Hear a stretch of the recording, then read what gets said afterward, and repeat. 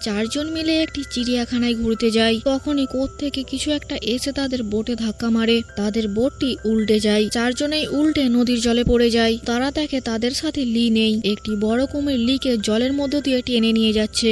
তারা তাড়াতাড়ি করে পাশের একটি গাছে চড়ে বসে। চিড়িয়াখানাটি আসলে কুমিরদের চিড়িয়াখানা ছিল। তারা চিড়িয়াখানার মধ্যে ঘুরতে ঘুরতে ওই জঙ্গলের অনেক ভেতরে চলে যায়। এটা দেখে তারা ভয় পেয়ে তাড়াতাড়ি করে গাছে চড়ে বসে।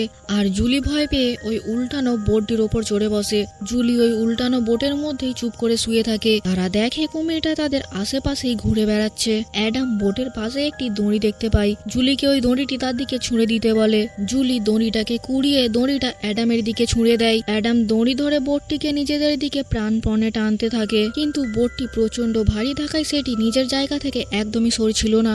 আর কোনো উপায় না পেয়ে জুলি শেষ পর্যন্ত ওই নদীর জলে নামে। আর এরপর দড়ি ধরে অ্যাডামদের দিকে আসতে থাকে। জুলি অ্যাডামদের কাছে পৌঁছে যায়। কয়েক ঘন্টা গাছের ওপর বসে বসে কাটানোর পর তারা ঠিক করে এখান থেকে তাদের বাড়ি ফিরতে হলে ওই নৌকোটা তাদের অনেক জরুরি। নৌকোটাকে যেইভাবেই হোক তাদের কাছে নিয়ে আসতে হবে। কিন্তু তাদের মধ্যে কারোরই নদীর জলে নামার সাহস হচ্ছিল না। তখন গ্রে গাছের ডাল বেয়ে রাস্তা খুঁজতে থাকে। গ্রে খুব সাবধানে গাছের ডাল বেয়ে পথ চলতে থাকে, কিন্তু এক সময় এসে দেখে তার সামনে নদী শুরু হয়ে গিয়েছে। গ্রে জলের মধ্যে এক জায়গায় বুদবুদ উঠতে দেখে। গ্রে চেক করে দেখে সেখানে একটি লোকের কাটা কান পড়েছিল। এটা দেখে গ্রে প্রচন্ড ভয় পেয়ে যায়। এরপর তারা আবারও গাছের ওপর বসে বসে চিন্তা করতে থাকে। অনেকক্ষণ চিন্তা করার পর আর কোনো উপায় না পেয়ে অ্যাডাম অবশেষে জলে নামে বোটটিকে সোজা করার জন্য।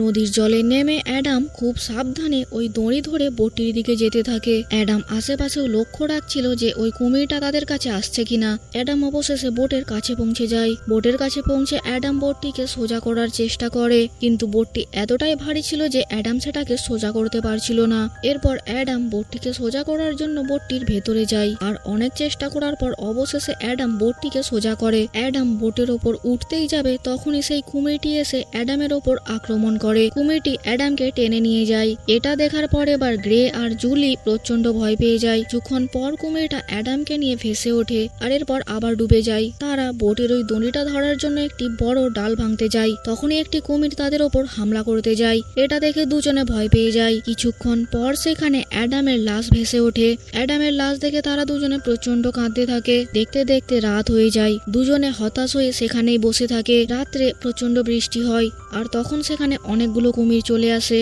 আর তাদের সামনেই অ্যাডামের লাশটাকে ছিঁড়ে ছিঁড়ে খেতে থাকে। সকাল হলে তারা দুজনে ওই গাছের ডাল বেয়ে বেয়ে বোটটির দিকে যেতে থাকে, কিন্তু বোটটা তাদের থেকে অনেক দূরে চলে গিয়েছিল আর এখন তাদের জলে নামা ছাড়া আর কোনো উপায় ছিল না। তাই দুজনেই সাহস করে জলে নামে। সাথে সাথে সেই কুমিরটা তাদের কাছে চলে আসে। তখন তারা দুজনে টু শব্দটি না করে চুপচাপ জলের ওপর দাঁড়িয়ে থাকে, যেই কারণে তখনকার মতো কুমিরটা সেখান থেকে চলে যায়। কুমিরটা সেখান থেকে চলে গেলে তারা তাড়াতাড়ি করে গাছের মধ্যে উঠতে যায়, কিন্তু তখনই কোত্থেকে আবার কুমিরটা চলে এসে গ্রের ওপর হামলা করে দেয়। কুমিরটা গ্রের ওপর আক্রমণ করায় জুলি প্রচন্ড জোরে জোরে চেঁচাতে থাকে, যেই কারণে কুমিরটা গ্রেকে ছেড়ে দিয়ে পালিয়ে যায়। তারা দুইজন তাড়াতাড়ি করে এসে গাছের ওপর ওঠে। তবে কুমিরটা গ্রের ওপর আক্রমণ করায় গ্রের পা থেকে অনেক রক্ত বার হচ্ছিল।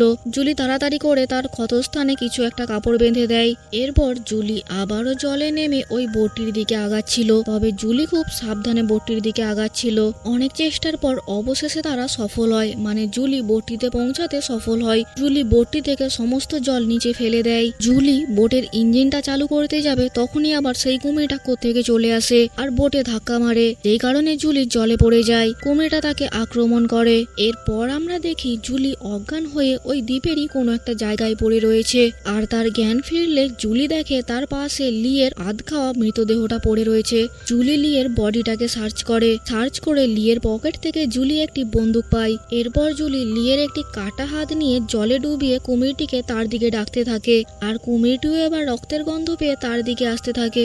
কুমিরটা জুলিকে পেছন থেকে আক্রমণ করে। জুলি কুমিরটার ওপর গুলি চালাতে যায়, কিন্তু বন্দুক থেকে গুলি বার হয় না। জুলি ভয়ে জলের মধ্য দিয়ে দৌড়াতে থাকে। কুমিরটিও তাকে ধাওয়া করে।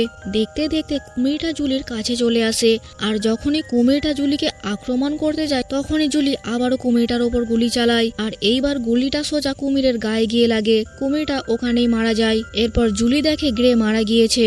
জুলি গ্রের মৃতদেহটাকে বোটে করে বাড়ি নিয়ে যায় আর মুভিটা এখানে শেষ হয়ে যায়।